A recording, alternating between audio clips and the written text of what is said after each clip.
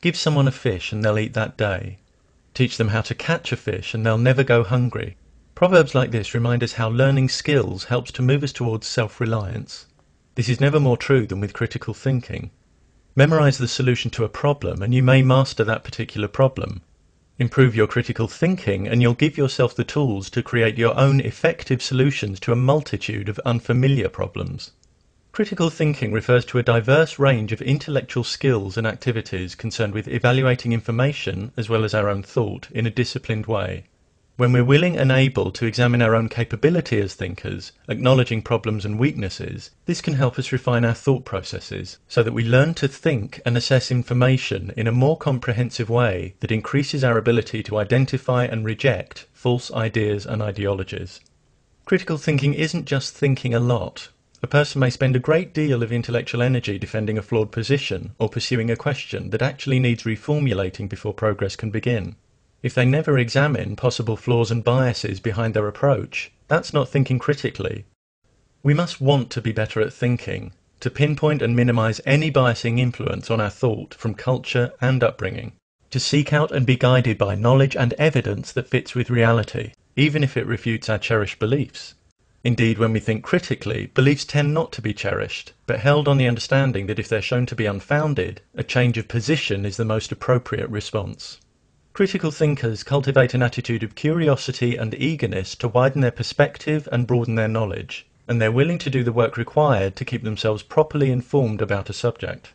They recognize that explanations must actually explain and be testable to be worthy of serious consideration, and that legitimate theories clearly define the circumstances in which they'll concede defeat.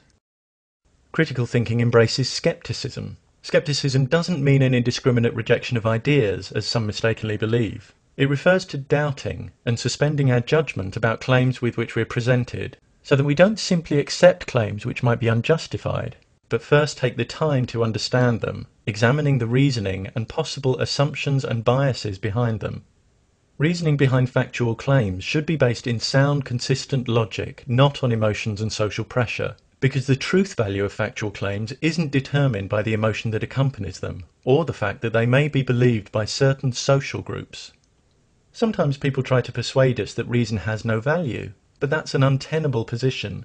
Arguing against reason is cutting off the branch on which you sit, using the very thing you're dismissing in order to construct a case against it.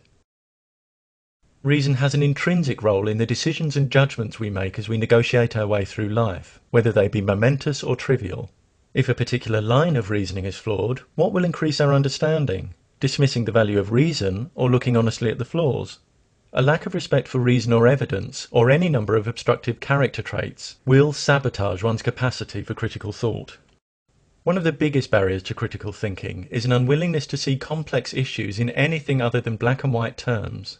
If one sees only two options when more exist, this constitutes a false dichotomy.